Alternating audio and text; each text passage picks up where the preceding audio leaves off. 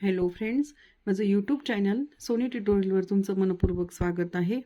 आज आपण SYBA SOC Bharatiya Samaj 223 या बुक्समधून प्रश्नोत्तर बघणार आहोत. परीक्षा जवळ येत आहे, तर आपण प्रश्नोत्तरांचा चांगला सराव केला पाहिजे.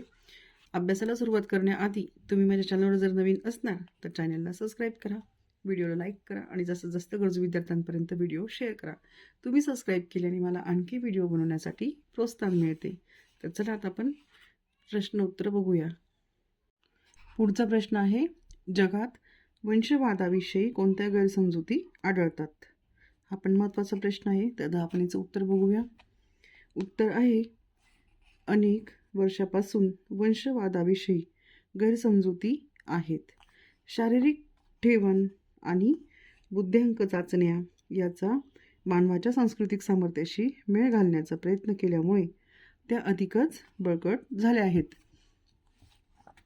ज्या शास्त्रज्ञांनी प्रस्तुत पद्धतीचा अवलंब केला ते शास्त्रज्ञ वांशिक पूर्वग्रह बाळगणारे आहेत, हे लक्षात घेतले पाहिजे.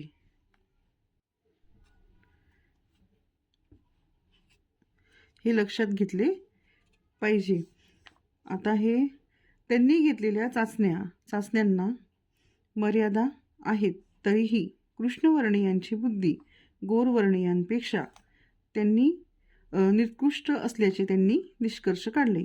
त्यांच्या या निष्कर्षांना स्वतःच्या सांस्कृतिक संचिताचे ओझे पत्करावे लागले असावे असे दिसते. त्यामुळेच गोरवर्णीयांना बुद्धिविषयक चाचण्या घेतानाही जुक्ते माप दिले गेले. पुष्कळ वंशवादी, मग ते पत्रकार, राजकारणी व पर्यटक असो, एक भूमिका घेतात की एखाद्या प्रदेशातील सूर्यप्रकाश जितका प्रखर तितका त्या प्रदेशातील माणसांचा बुद्ध्यांक कमी. ही भूमिका ते आपल्या शोध लेखातून मांडत असतात. या मताचे पुरस्कर्ते असेही सांगत की इटालियनाकडे त्याचे मंजूळ मॅडोलिन आहे, स्पॅनिश लोकांकडे त्यांचे सुस्वर संगीत नृत्य आहे, तर ह्या उलट आदिवासी आपल्या जमातीची गाणी वेड्या वाकड्या तालावर गात असतात. आफ्रिकेत रानटी माणसे ढोल ताशे तेवढे बडवतात. पुढचा प्रश्न आहे, डॉक्टर BA गुहाचे वंशिक वर्गीकरण स्पष्ट करा.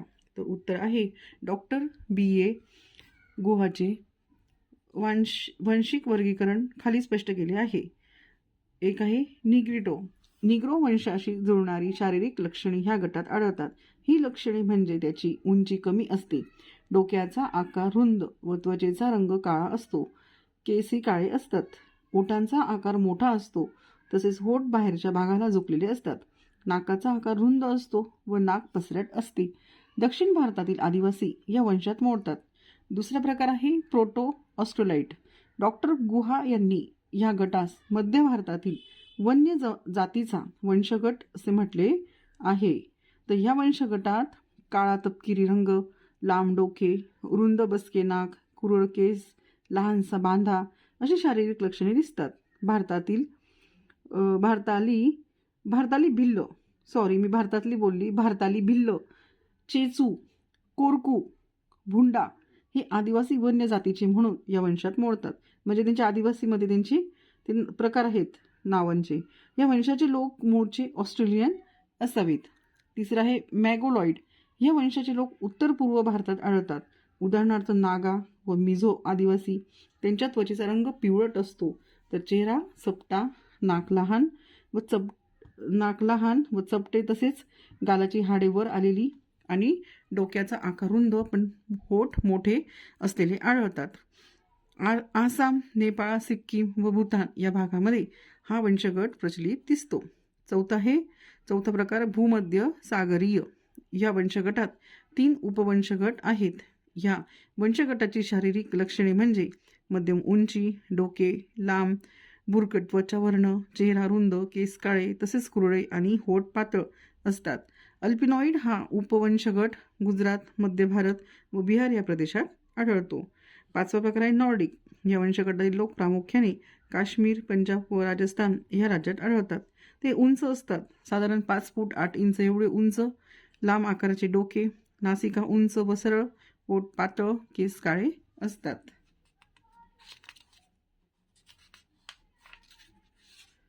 इथे आपलं लेसन संपत आहे.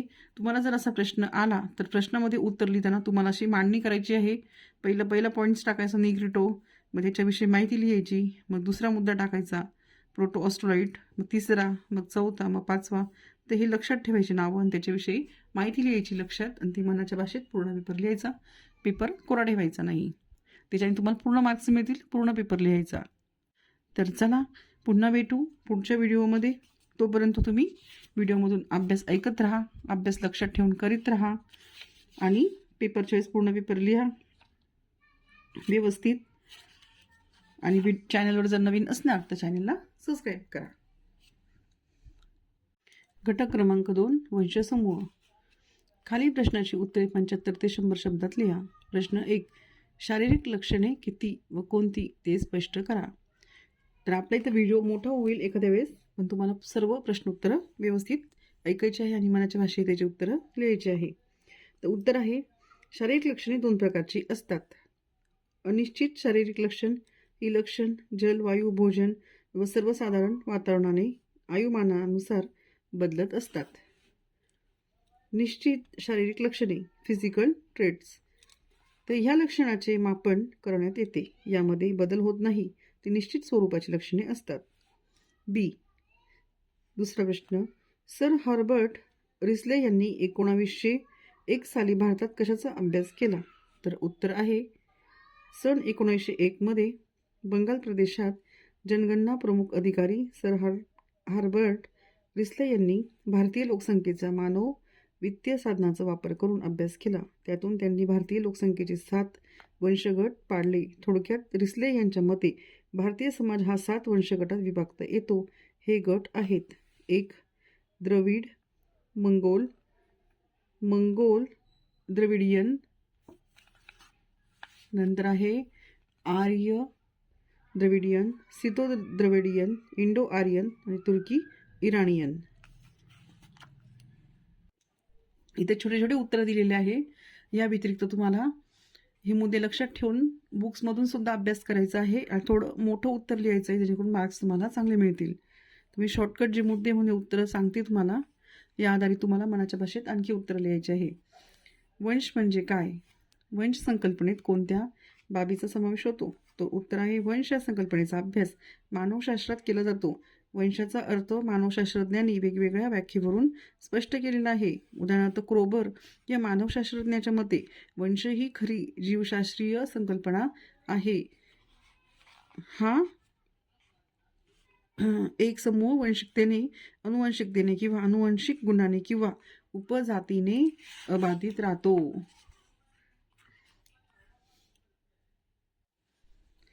वंश संकल्पनेत खालील बाबीचा समावेश असतो. वंश ही जीवशास्त्रीय संकल्पना आहे. वंशाची ओळख शारीरिक लक्षणावरून करता येते. सारखीच शारीरिक लक्षणे असलेल्या लोकसमूहास वंश म्हणून संबोधले जाते. आणि इकडचं आहे चौथं त्याचं उत्तर, एखाद्या वंशातील शारीरिक लक्षणे ही पिढ्यानपिढ्या संक्रमित केली जातात. एखाद्या विशिष्ट भूभागावरील एका वंशाचे सदस्य इतरत्र विखुरलेले असू शकतात. पुढचा प्रश्न आहे ड. बिल्स व व्हॉइजर या संशोधकांनी शास्त्रीय दृष्टिकोनातून वंश ठरविताना काही महत्त्वाचे संकेत सांगितले ते सांगा. त्याचं उत्तर आहे, संकेत खालीलप्रमाणे आहेत. 1. शारीरिक लक्षणे ही शुद्ध प्युअर स्वरूपात असावीत. 2. शारीरिक लक्षणे वंश वर्गीकरणासाठी निर्णायक तत्व म्हणून स्वीकारावीत. 3. शारीरिक लक्षणाचा अभ्यास करताना निश्चित शारीरिक लक्षणावर भर असावा. 4. शारीरिक लक्षणे ही बहुसंख्य लोकांमध्ये आढळली पाहिजेत. 5. शारीरिक लक्षणे ही समान वयोगटातील पुरुष व स्त्रियांची अभ्यासावीत.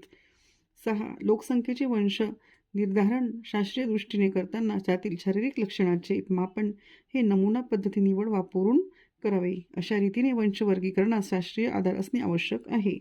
पुढचा प्रश्न आहे ई. पृथकता किती प्रकारची असते? ती कोणती व थोडक्यात त्याविषयी लिहा. हा प्रश्न महत्त्वाचा आहे. पृथकता ही 2 प्रकारची असते. भौगोलिक पृथकता आणि दुसरं आहे सामाजिक पृथकता. जननिक प्रवाहन व नैसर्गिक कल ह्या प्रक्रिया जेव्हा एखाद्या समूह कक्षेत कार्यान्वित होतात तेव्हा हे समूह अनुवंशिकदृष्ट्या पृथक असतात. त्यात झुणके पर्यावरणाशी अनुकूलन पावत असताना लुप्त होतात किंवा त्याचा नैसर्गिक कलसुद्धा त्या पृथक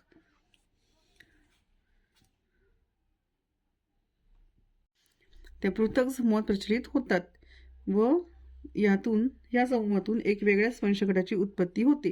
थोडक्यात मानवी समूहात पृथकतेमुळे वेगवेगळे वंशगट प्रचलित झालेले आहेत. प्रश्न आहे दुसरा. खालील प्रश्नाची उत्तरे 75 ते 100 शब्दात लिहा. जगात प्रमुख वंश किती व कोणते याविषयी माहिती थोडक्यात लिहा. तर उत्तर आहे जागतिक स्तरावर वंशगट मांडण्याचा प्रयत्न लिनास ब्लूमेन बँक, हेकल, डेनिकर, आर्थर कीथ आणि इलियट स्मिथ यांनी केला. हे वंशगट ओळखण्यासाठी त्यांनी त्वचेचा वर्ण, शारीरिक लक्षणे, भौगोलिक आधार, सामान्य पूर्वज अशा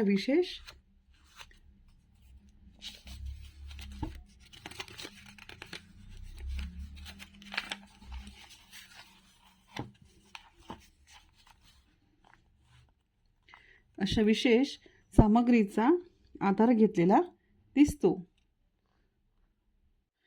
जागतिक स्तरावर क्रोबरने मांडलेले वंश गटाचे वर्गीकरण हे शारीरिक लक्षणांना मूलभूत मानते. आता एक आहे कॉकेशाइड, नॉर्डिक, अल्पाईन, भूमध्य सागरीय आणि हिंदू. दुसरा आहे मंगोलियन, मलेशियन, अमेरिकन इंडियन. तिसरं आहे निग्रोडाइट, निग्रो, मलेशियन, पिग्मी, बुशमन. अशा रीतीने थोडक्यात जागतिक स्तरावर 3 प्रमुख वंश आहेत. कॉकेशाइड, मंगोलियन व निग्रोइड. प्रत्येक वंशास 3 ते 4 उपवंश आहेत. याच वंश व उपवंश गटाच्या संमिश्रणातून नवीन वंशगट निर्माण झाले व ही प्रक्रिया सतत चालू आहे. त्यामुळे संमिश्रित वंशाची संख्या सतत वाढते आहे. उदाहरणार्थ American Negro, European Negro, agro Indian इत्यादी. पुढचा प्रश्न आहे ब.